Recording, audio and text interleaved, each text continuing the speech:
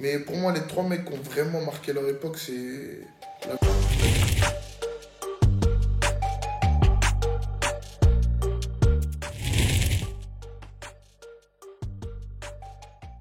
Top 3 morceaux rap français. Je te dirais premier, La Coméra Crime Mob, parce que c'est le morceau avec lequel j'ai grandi, le morceau avec lequel j'ai connu La Coméra, et c'est le morceau...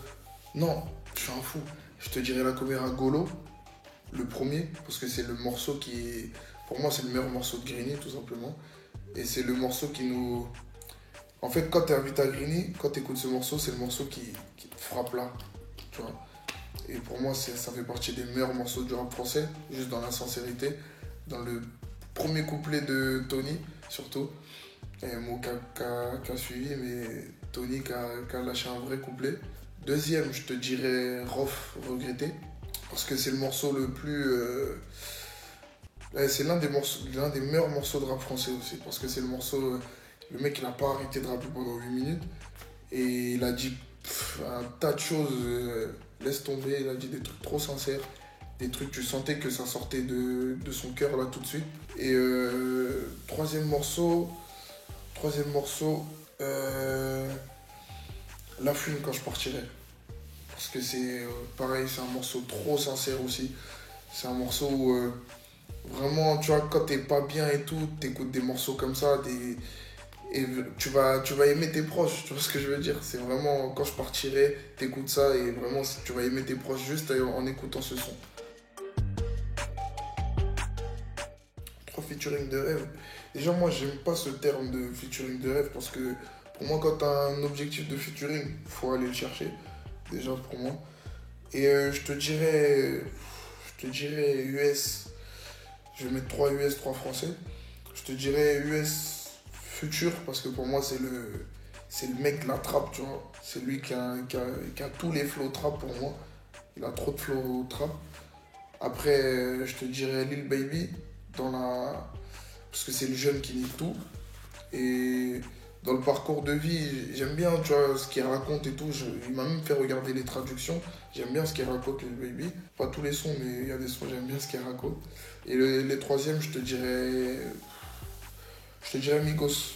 Migos parce que c'est vraiment les trois mecs d'Atlanta qui ont trop de flow, tu vois. Et ça, j'aime bien. Et en France, je te dirais, pour moi, La Fune, Boubaroff. Pour moi, ça, c'est les trois.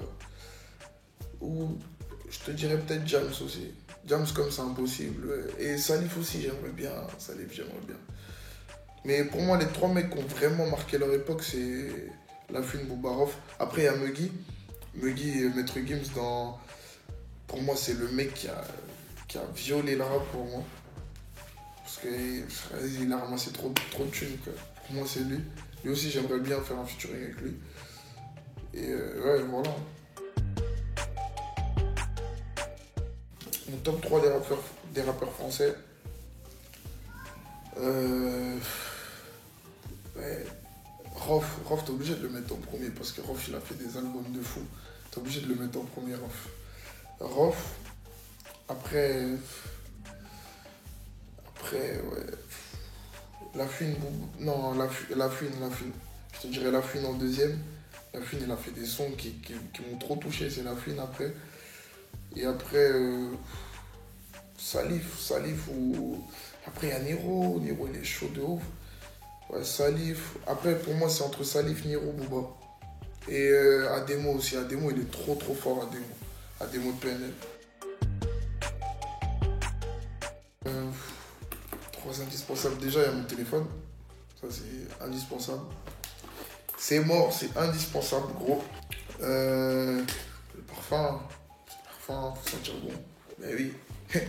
Et le bénéf. Le bénéf. Et ouais, c'est tout. Indispensable. C'était Denzo 3 atroce.